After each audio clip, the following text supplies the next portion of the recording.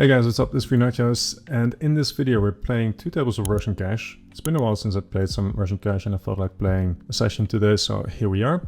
Immediately we are playing multi-way with our good friend Gary. I am going to have to bet this sometimes, check this sometimes. I think right now I will bet it, but I would be checking quite often, but rolled high, so kind of want to mix it, make sure that I still have sixes, a6 in my checking range. Interesting spots. The problem is that I'm just going to block bet small. I think it's kind of weird. I don't really want to block bet any ace here, right? So it's, I don't know, like I should probably check, to be honest, on an ace. Yeah, I should probably check there.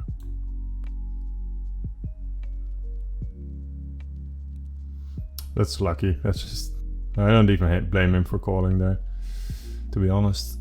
I tapped out. That was kind of all over the place when I thought process for a second. We'll need to build some time eggs here before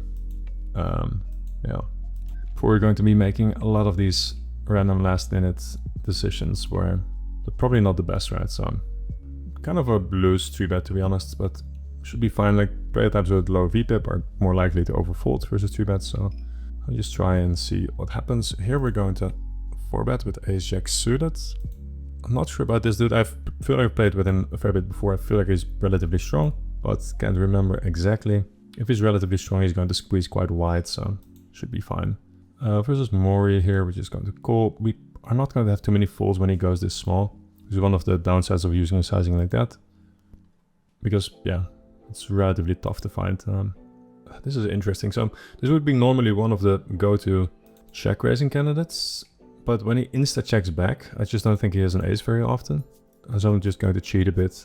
That's tilting. So yeah, like timing, I guess. Timing tell wrong. Timing tells are not obsolete, so he's got to make a decision.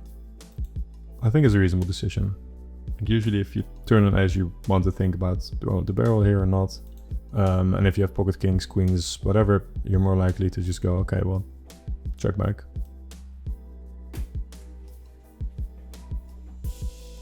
Pretty decent flop.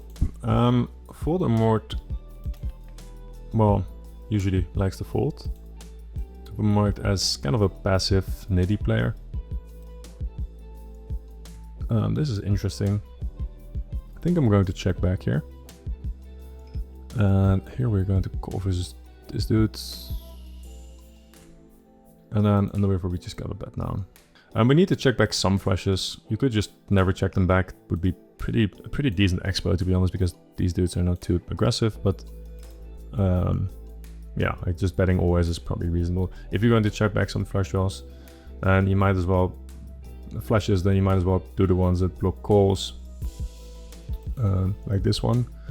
Blocking the ace, and then some king high flushes, which are his most common flushes after ace high flushes, so it's probably reasonable. Would be surprised if Equilibrium has his betting always. Mildly interesting spot. Again, seems like a recreational from like the gap between VPIP and PFR. I think we'll just call and then decide based off what we flop. This would be an okay-ish 4-bet, I think, but not when he goes pretty small and might be recreational. I think, ooh, close. Kind of want to call because I've got double backdoors, back to flush draw, back to straight draw. 9 gives me an open ender. Queen gives me an open ender. King doesn't necessarily. Turn is close. Turn might be just a fold. Like one of the benefits of calling is that if he's checking here, he's going to massively overfold. Now that he doesn't, that's 3/4. It's tempting to shove it. I don't really have to stack depth.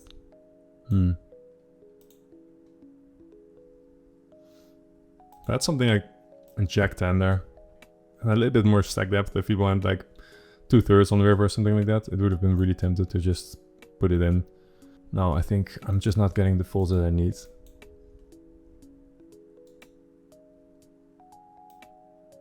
On the left you can do a bunch of things. I like to go and bet, let's say 1.3, 5, 10% of the pot.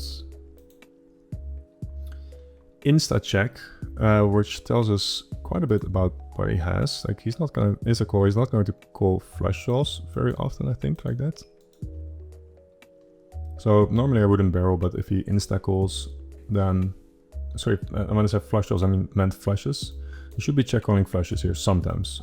Because if he never calls them, then we get to just barrel very aggressively. We could potentially just go bet with sets, maybe overpairs even. And we get to bluff him quite aggressively as well. The sizing is not great because it's a force right. That's kind of not good. We should have gone smaller here. So he should have flushes in his check calling range. When he insta check calls there, you can just, yeah, basically say that he will never have a flush.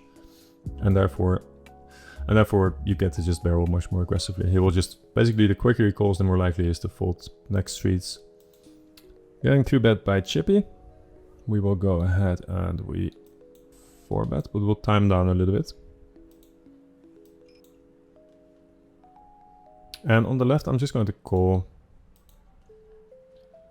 Don't really want to, it's quite aggressive. Probably fine to be honest, yeah. Oof. Sweat every time. Win both though, that's good. I think I'm just going to check here. It is somewhat interesting in the sense that he... What does he have here? King 10, okay. You should definitely be bluffing there. Maybe not versus me, but versus the pool, he should be. Probably versus me as well. I'm not going to overdefend when he bets multi-round the flop. I should be barreling the turn. Yeah. And the reason I check the river is because I need to have some check raises for the times that he does bet. I'm going to check ace queen of spades here. I could bet it's a mix. I'll go ahead and check call, check raise. Either way is fine. I'll go ahead and check raise though. You got to check raise close to 25% in this spot, so you need to raise a lot. And when he does this, we can just fold.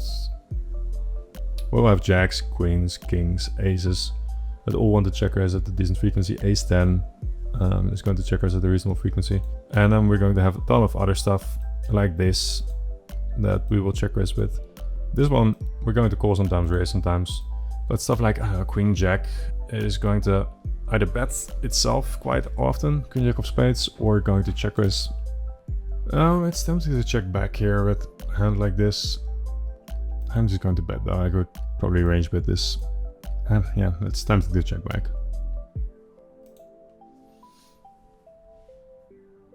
On the left we ISO, or we 3-bet actually. Like he opens to 2 big blinds, I 3-bet to 5. 4-bet here.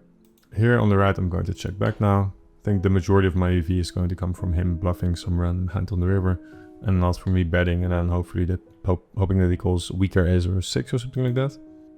This is an interesting spot. I think we're just going to shove. And I think we just shove here. There shouldn't be any pocket 5s, pocket 6s, ace 6 in his range. I don't think he's going to bet call me with anything worse, so I get to put like an ace into a very tough spot. It's kind of a weird hand.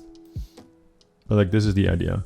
If he bets one big blind on the flop, he's going to check raise, specifically pocket 5s, pocket 6s and ace 6. Always, right? So that's yeah, guaranteed. He's never going to check all those. Then turn goes to check, river, he bets half fold. He's probably going to have some sort of air hand, because why would he bet an ace half fold? But okay, he definitely never has something that we beat. He very seldomly is going to have an ace, and an ace we're going to put in a tough spot by shoving, because we can still have hands like, well, it's pretty tough for us to have those as well, to be honest. A6 we could have still. There's that. We could still have A6. Checking back the turn. I would actually not bet A6 on the turn. So yeah, we just rip, wish him good luck, and like make him cry a little bit at the very least when he holds an ace, right? If you're sitting there, you bet like 3 big blinds on the river and you got a call not in 90, when the imposition player is going to never bluff, like 0 bluffs, and sometimes you're going to lose a very big pot because they have checked back something strong on the turn.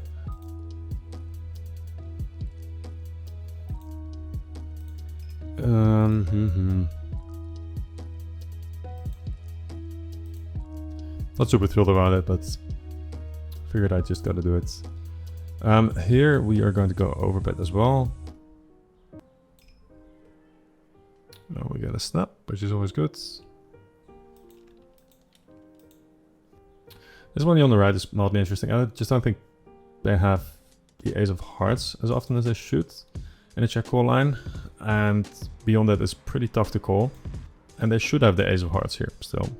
Not very often, but they should still have it. We got 4-bet. This is going to be a call in equilibrium. Might be fine to fold versus the pool. This guy seems to be 3-betting quite aggressively though, so we'll just go ahead and call. Carefully spike a set. And this queen eye textures, we do get to lead a bit more often. This is weird because we have ace queen more often than our opponent does. So could have considered leading. Here I'm not sure what to do, to be honest. I think I'm just going to go ahead and bet. But I have no idea. And I think on the river we just shove. We're going to sometimes run into queens, sometimes run into aces. I think even queens is betting the flop quite often, right? And we can get away from 2-pair quite easily, so you just gotta put it in. Like he can get away from ace queen, which is good. Ace queen is going to be a lot tougher. Ace jack is going to be a lot tougher. Both of them are going to be in there, and both of them have offsuited combinations, so it's going to be relatively tough for me to find bluffs here, to be honest. Like I'd need to find something like pocket nines with a heart or 8-9 or something like that. So yeah, like if he has ace king here and he folds, I think he made a good decision. A lead here shouldn't really happen. I should not call though when he plays these stats. It just doesn't make sense. And on the right, I'm just going to check my entire range, including this. And then here we are definitely going to bet 3/4. I should definitely check sometimes here. In theory. In practice, I think I just bet always. And I need to check back flushes, which it probably not. Ooh, this is interesting. I think I was just going to bet small. Do we bet 3/4? I think we bet 3/4. I think there's not too many king of hearts, ace of hearts types of hands in his range, because he doesn't really play offsuited hands very often. There's going to be pocket 8s, jack 10. That's hard. It's hard for him to have a heart there, to be honest. Maybe I just go smaller because of that.